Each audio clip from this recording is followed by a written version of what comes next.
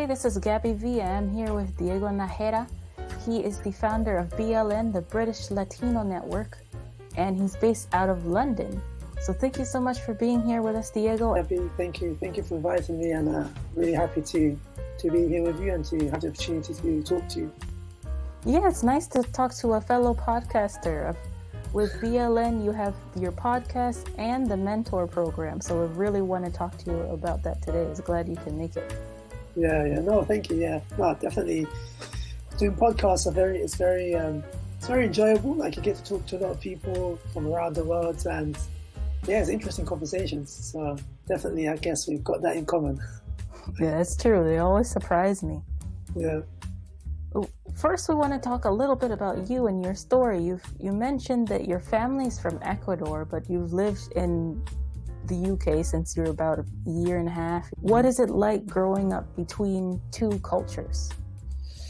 Yeah, so it's been interesting. Like, to be honest, I don't feel like I realized or recognized any differences until I was maybe in my teenage years. Obviously, yeah. So I grew up in the UK, but my family are from Ecuador. So I came here when I was very young. I grew up here in the UK, and it was pretty obvious that I was obviously from Latino descent. But I guess it was so seamless because when I'd come home, I'd always be speaking Spanish, and then when I'd go out, I'd always be talking English. So it was just like, I didn't really notice it to be like a marked difference. It was just part of life. But it's been pretty good. I mean, I enjoy the fact that I'm able to enjoy, the benefits of being in the British culture and being able to, learn a new culture entirely, a new language, but then also having that sort of pleasure of being able to connect back with my Latin American culture, my Ecuadorian culture. So I guess both provide an escape for when one becomes too much, I guess. So it's been pretty good, yeah. That's a nice way to put it. Never heard it that way before. It's like, okay, You're getting on my nerves. I'm gonna go more over here for a little bit. yeah, exactly, yeah. And it's it's fun, I guess. It does make conversations more interesting, and life experiences, life perspectives pretty interesting. So yeah, it's pretty enjoyable, I can say that. All right. And how are you putting those two cultures into this initiative you started with the British Latino Network? How are you doing that? Yeah, so the way I'm doing it is, I guess, from obviously growing up here, I've got an understanding, I've had an exposure of the challenges the community goes through here in the UK. So the Latin American community here in the UK, and specifically London, which is where I grew up, is pretty large. I mean, right now we've probably gone past the 100,000 mark. Well, we have actually. So we're probably like 130,000. And then we've also got quite a lot who are coming from Spain, who are now moving into the UK. But these are people who are originally from Latin America, and they migrated first to Spain, but now they're moving into the UK. So the community is growing a lot. And I guess from my own personal experience, a lot of it has to do with education and careers. So my experience was, finding some challenges, finding lack of support, experiencing lack of information available. And so I've used that to sort of channel the knowledge I now have into a mentoring program, into what we do with the British Latino Network. And obviously, because I've got both of the cultures, then I'm also able to sort of reach out to people who are from the UK specifically, or who are Latino as well. And so it provides a good opportunity to be able to integrate everyone. All right. And just like Luis, who we talked to last week, you also have a full-time job while you're doing all this. So how do you balance everything? Yeah. It can be pretty challenging at times. But to be honest, it's been about 18 months. Because alongside working and alongside doing the British Latino Network, I'm also doing further study as well. So if I'm being honest, it's been a lot, but I guess as time has gone by, it's sort of become like a new normal for me now. So it's just part of it. So I know what days I'm going to be dedicating to my project with the British Latino Network, what days I'm going to be studying after work, what days I'm just going to be working. And it just works. it can be tiring at times, but with good planning, it all works out. And then so these last few days have been really chill for me, very chill, to the point where I'm just at home and I'm like, I don't even know what to do. So sometimes I'll turn on the laptop and I'll just be like, okay, let me see what I can do, because it just feels a bit weird now. Because if you're sort of consistently like at 100 miles per hour and then you just take it down completely, it can be quite hard to disconnect. To be honest, I'm just enjoying it. I'm enjoying the fact that I'm busy and I have stuff to do. So, Okay, yeah, it's nice to be productive when you're doing something that you like. exactly, yeah. With I guess the mentor program, how exactly does that work? How can someone become a mentor or be a mentee, someone who's getting help? Someone who wants to be a mentor, essentially what they'll do is they'll reach out to us on our website. They'll send an email or via Instagram or LinkedIn. They'll just say, I want to be a mentor. I'll basically have a conversation with them, talk to them about their interests, get to know what their experience is as well, and what their motivations are behind joining the mentoring program. And from then on, if everything goes well, then we'll provide training and we'll provide a welcome to the team. And then we'll start allocating students to them. But we do this with a screening program where what we do is we allocate students based on relevant interests and relevant experience. So, for example, if we've got a student who's interested in pursuing law, so we'll allocate them specifically to a mentor who's working or studying law. And because our team is growing, we've got we've got 19 mentors right now. So we've got some mentors who are very specific in their field. So now we can even offer more specificity for the mentee. So if we've got a mentee who's interested in becoming a barrister, we've also got a mentor who's not just a law professional, but actually a barrister. So no, it's been pretty good. And mentees typically reach out to us to just let us know what their issues are. And then through our sort of process of onboarding, we just get some information. What are you interested in? What are your short-term goals, long-term goals? And from then on, we match them to a mentor. So the program is meant to last at least a year, but of course, it just depends on what the mentee wants. Ideally, that's what we hope to offer them for a whole year, so we can see some growth throughout the whole period. Yeah, 12 months is a decent amount of time. But what you mentioned, you have 19 mentors. That's really good. Yeah. What industries are they working in? So we've got mentors. So in the law field, in business, humanities, in the arts as well. We've also got mentors who have been, actually in the armed services, so in the army. We've got mentors who are also part of our STEM subjects. So I myself, even though I'm the founder, my background is in science, but I'm also one of the mentors on the STEM team. All right, really cool. Mm-hmm. Going back to your background there, you mentioned with education, it wasn't always your strong suit, especially when you were in high school. How did you overcome that? Yeah, no, I mean, there was definitely a period of difficulty where there was a lot of, I guess, sort of failure really in my exams. Like, despite revising and stuff, it just didn't go well for some reason. And obviously, here in the UK, if you sort of fail your high school exams, which I'm pretty sure is similar to other countries, it's pretty hard to then go on to university. So I had to, retake these exams and eventually find a way to pass this stage of my life. Eventually, I managed to go into university and study biological sciences. And then I went to grad school and I did a master's in health policy at Imperial in London. And so most of my sort of study was in the sciences, and towards the latter part, more like policy analysis. But it wasn't always easy, and there was definitely some challenges associated with it. But in the end, it was very, very positive experience, and I'm happy to have gone through that and to have come out the other end. So, yeah, it's definitely a nice comeback story. And how did you change your study methods? How did you get past it the second time? So I think it was more of a mindset change really, in general. So my whole lifestyle changed. Even though I was 17 at that point. Basically, my lifestyle changed. I completely dedicated myself to wanting to do something with my life. So when I was young, obviously, like any young person, you have a lot of dreams. I wanted to do everything except study, basically, when I was 14, 15, and 16. So when I was in school, everything else would take up my focus, until there was a moment in time where I guess things clicked and I just started to enjoy studying more.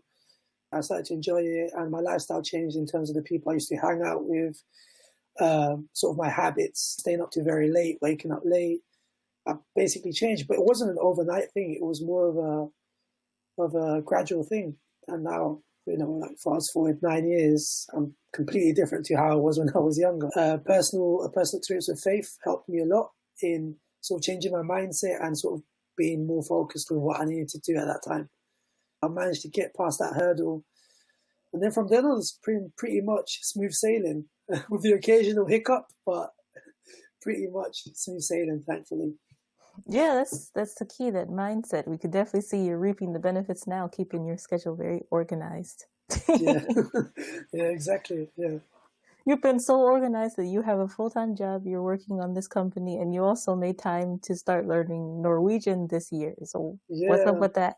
Why? Yeah, exactly. Yeah, it is a question I get asked, and so everything I do pretty much has a reason. So sometimes it can sort of seem a bit pointless sort of superficially, but there's sort of a reason behind what I do. So Norwegian for me is because there's a sort of a general interest in the Scandinavian countries, and sort of eventually maybe in the future moving there for future jobs and stuff like that. Well, for me, I guess it all started from just an interest and wanting to learn another language. So I can speak English, I can speak Spanish. I did a bit of French in high school, but it's not really my strong suit. And I don't know, right now I just feel like I don't really want to get into learning French again. So I was like, let me pick something which is pretty different. And I was like, let me learn Norway. We got into the country. I liked what it represents, and I liked sort of the prospects of moving there in the future. So I was like, I've got some free time. I'm like, let me do this and enjoy it. So that's what I've been doing, with the mindset of trying to learn a new skill, but also with the view that maybe it could come in handy in the future. Okay. Yeah, one thing you mentioned before in the green room before we started the interview is you have this style of when you're exploring an option, you're just touching it a little bit, maybe doing some research, but then when you say, okay, I'm going to do this, then you go all in. What's the logic behind that? Yeah, so a lot of it is just sort of scoping the area of interest. I've got a lot of interest, so I'm very interested in science, in companies, in entrepreneurship, in tech. But sadly, I'm very limited by the time I've got, So sometimes there'll be some things which are very much in the back of my mind. And what I tend to do is when I do have some free time, I'll scope it. So I'll go in, I'll read about it a bit. And typically when I develop an interest in something, it's because I've got a wider long-term interest for it. So for example, if I'm interested in learning about investment, it's because I've got an interest in the long term to do something with that. So initially I'll scope it and I'll make sure to write down some notes, to make some notes on it. So next time when I go back and look at the notes I've made, I'm not starting from zero. And then when I've got more time, then I consistently basically add to this log that I've got on that specific topic. And then consistently, when I do have time, like a good portion of time, I look back at it, and then I've just got this whole page of notes that I've made over a set period of time. And the idea is to sort of, develop my knowledge base on the topic gradually, incrementally, because I've not got all the time to dedicate a whole day to it, but, sort of slow steps. And then, that's pretty much what I do. That's what I've done with the British Latino Network. That's what I've done with my studies. Most of the things that I've done, I've sort of taken small steps bit by bit and tried to be patient with my approach. Yeah, it's nice incremental growth over flaming out. I like it. Exactly. Yeah, yeah. It's more. I think it's more sustainable, really. Yeah, I definitely have to focus on that more. It's hard to balance everything, especially as an expat. You got a lot of paperwork to file too, but that's a story for another day. Yeah, yeah. What are the major differences? So most of the time, we're usually seeing Latinos in America: J-Lo, Mark Anthony, Marco Rubio. What's the difference between the Latinos in America and the Latinos in the UK? Just coming off from what you said is that, in America or in the US, you have, you've got these people, these figures that you just mentioned. In the UK, we don't really have that. So in the UK, we have no J-Lo, we have no Marco Rubio, we have no Mark Anthony, we have none of these, right? So we're still very much at that stage of developing the community, of sort of seeing those role models sort of more mainstream. So I guess one of the main differences and one of the main challenges is how do we develop the inspiration or grow the inspiration within the community at sort of a grassroots level first? Because in the US, young Latinos can look at, Mark Anthony or J-Lo from the TV and that can inspire them because they're mainstream. In the UK, we don't have that. Mm-hmm. So we need to be very smart about the way we develop the inspiration at a grassroots level and within the community first. The idea is that we're still very much growing. Most of our community is concentrated in London. We do have Latinos across the country, but most of them are in London and the specific sectors of the city. So yeah, I mean, and one of the main things is that we've probably only got like maybe 3 generations of Latinos in the UK, if that. Probably 2 only. So we're very young here still in the UK. So we've got a lot of Latinos who are trying to learn the language, who are trying to integrate in the community, but also trying to integrate in the workplace. So it's not very common for someone to go into, a store and see a Latino working here. Whereas in the US, and in particular, like in Miami, that's not the case. Or in LA, in California, then it's not the case. You're pretty much going to see a lot of Latinos around. Yeah, I would agree with you there. In the areas of America that used to be Spanish colonies, there are some families that are 10th or 12th generation that they were there at the time of the conquest. They've been there a long time. Yeah, exactly. Yeah. So we don't have that here. Exactly. We don't have that here. But I guess I've noticed a lot recently. Social media has become a very important tool for the community in the UK because, like I said, we're a very young community, so we have a lot of youth, and a lot of our youth are very active on social media. So it's been very good for organizations like mine and others that exist in the UK, which are specific for Latinos, to sort of gain traction and be able to sort of make contact and be able to get our message out. So it does have its challenges, but it definitely has its pros as well. Yeah, that's true. It will get to the mainstream, but I'm glad someone like you is starting that initiative. Even here where I live in Germany, the city of Wiesbaden, there's a lot of Latinos in this city, and also Stuttgart, which is not that far from here. But you really have to dig to find where the communities are, since they're not that big or established yet. Exactly. It takes a bit of digging. But yeah, like you said, we're there. I've sometimes traveled to some cities in the UK where I did not expect to see any Latinos at all. And I remember one day when I moved to one of these cities where I was living for a period of time in the Midlands, near Birmingham, I was literally taking out my trash and I heard someone speaking Spanish and I was like, what? I didn't expect it. It was just so random. Yeah, it could be exciting to you. Like, hi, how are you? Yeah, I think I was actually just shocked, if I'm being, I was just like, I just sort of stood there and I was like, and then it was too late by then, but yeah, I was very much surprised. I didn't expect it at all. So, okay. Yeah, you never know where they're going to pop up. Yeah. Thank you so much, Diego. You shared a lot of insights with us. I'm going to go ahead and post up here your Instagram handle, but where else can everybody find you? Yeah, so everyone can find can find us on the British Latino Network, on Instagram, on LinkedIn as well by searching British Latino Network, Facebook as well, Google by searching British Latino Network. If you just put it on Google, then you'll pretty much find all of our social media accounts. And if you want to find me, then you can do that by going on Instagram and searching Diego_NJS. And yeah, that's pretty much it. All right, well, that sounds good. Thank you so much, everybody. If you'd like to get in touch with Clever Hybrids, whether you're working on being a Clever Hybrid or you're already there, feel free to check out our website, cleverhybrids.com, for information about business English courses or how you can be on our podcast. But until next time, keep on learning by doing and asking. Hasta pronto.